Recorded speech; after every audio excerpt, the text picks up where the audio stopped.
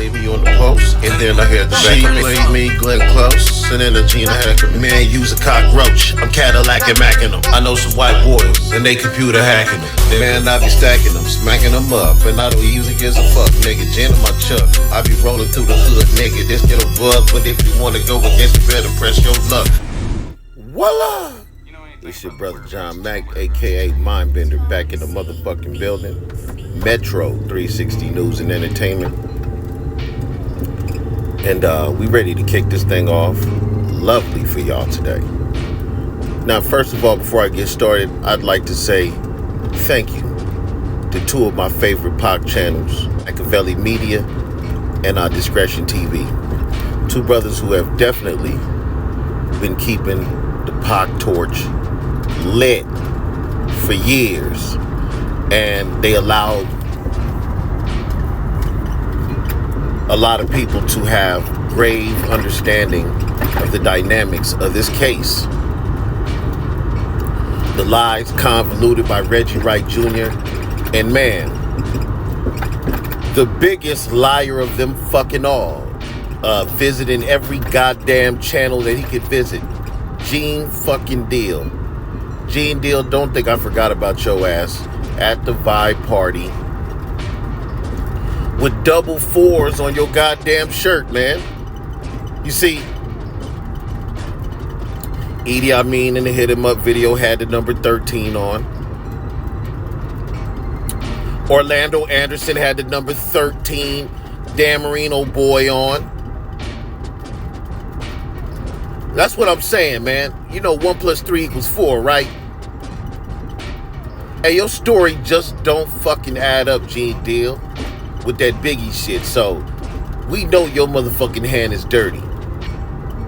We know it.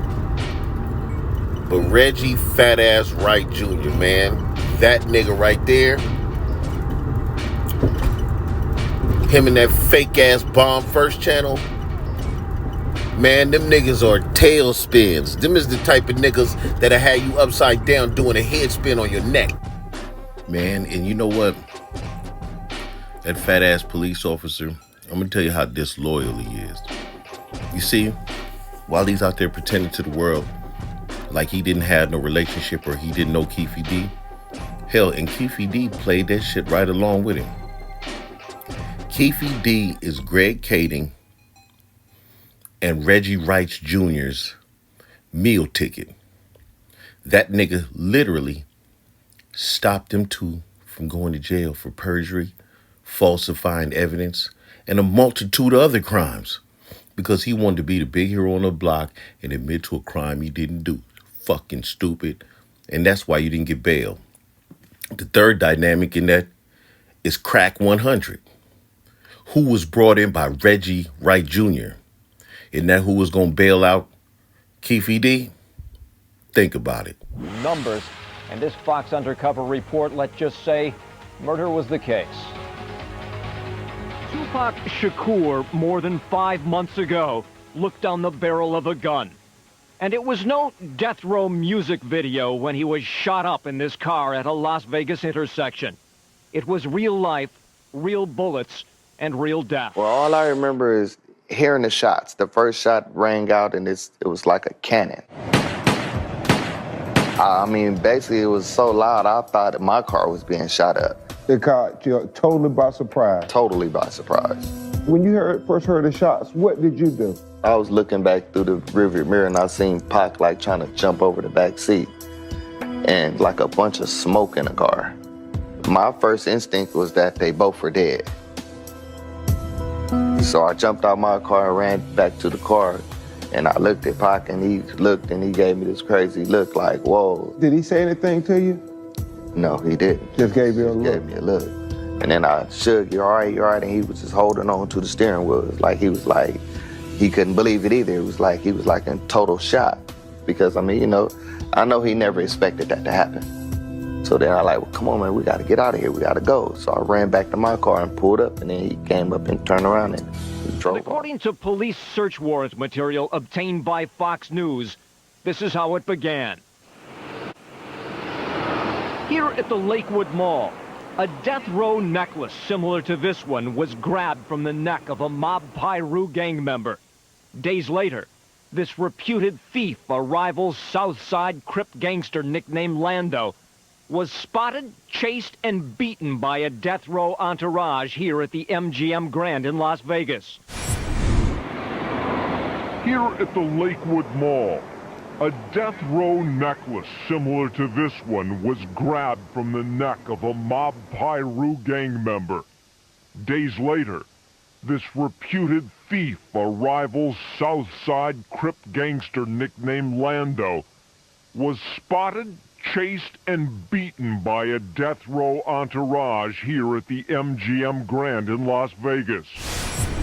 Now, the first thing I notice is, why didn't they just say that Tupac ran over and attacked him? And then the death row assailants that was with Tupac showed up, kicked, stumped, and beat Orlando while he was on the ground, if that was even Orlando. The report says that they spotted, chased, and beat him. Now, who the fuck believes that story? Oh, I'll tell you who.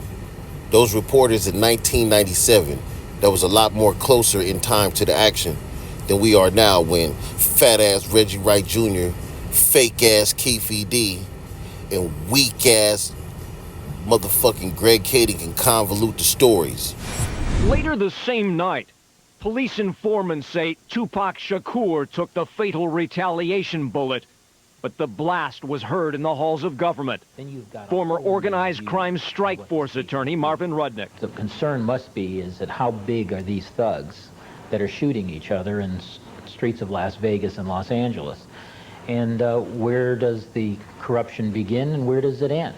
As we reported last night, convicted gang drug kingpin Michael Harrio Harris says it began when he bankrolled Death Row Records with $1.5 million of his own money.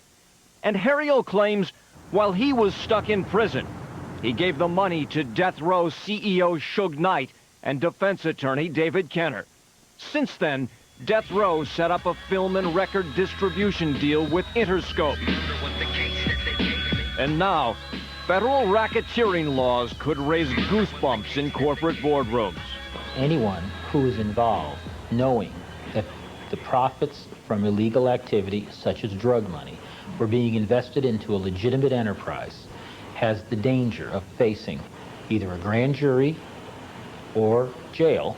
Death Row's Knight is already in jail. Call your next witness. A government source close to his case tells Fox News, as the feds use tax laws to put away gangster Al Capone, a Suge probation violation can be used to keep him in prison for 9 years. And Death Row business agent Steve Kantrock, who last week was forced out of his job at the Coopers and Lybrand accounting firm for unethical conduct, has been hiding out for months, coming and going from his Calabasas home, concerned for his safety, avoiding questions about his potential status as a government witness.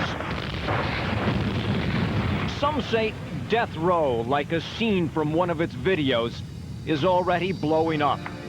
Even American Express this week filed suit against Kenner and Knight for refusing to pay a $1.5 million credit card bill.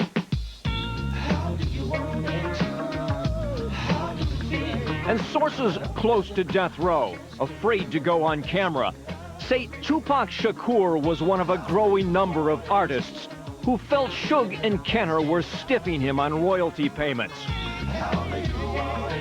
The producer of this Tupac Grammy-nominated single has already filed suit against Death Row.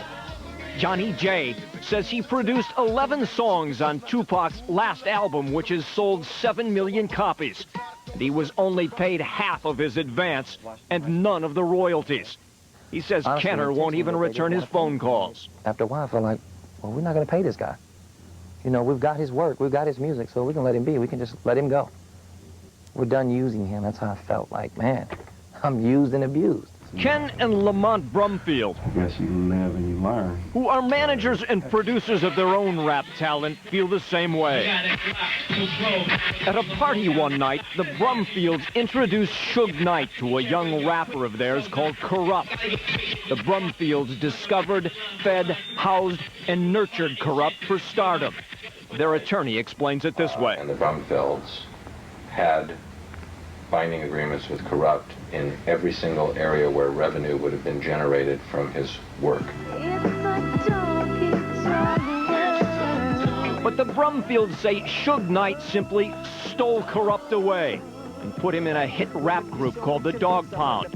In return, the Brumfields got Not a dime. Not one dime.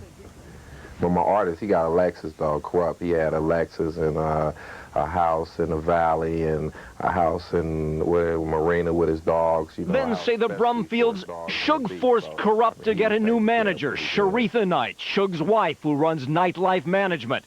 In recent lawsuit depositions, Sharitha says with no previous management experience, she somehow ended up with all Death Row's major talent. And she didn't know anything about nothing, and I'll just leave it at that.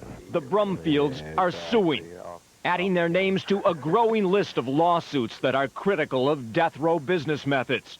Among them, David Ruffin, another Death Row rapper who says he was beaten twice by members of the Dog Pound.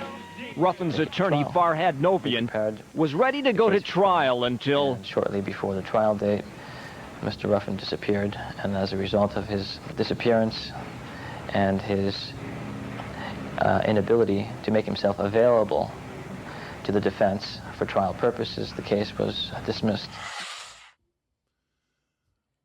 So at first I was hiding because I had a lawsuit on death row. I was kind of hiding a little bit. It did happen that Suge literally called me on my phone while I called myself being on the low, under the radar and hiding out. He did call me and say, D-Ruff, you know I know where you are, right? I said, no, you don't. He said, yes, I do. And he was like, you in the valley. I felt like I had two get backs. I didn't sue him exclusively. I sued Death Row, Dre, Calvin, Suge. That was who was in the lawsuit. Was this over gin and juice? Of course. Oh, okay.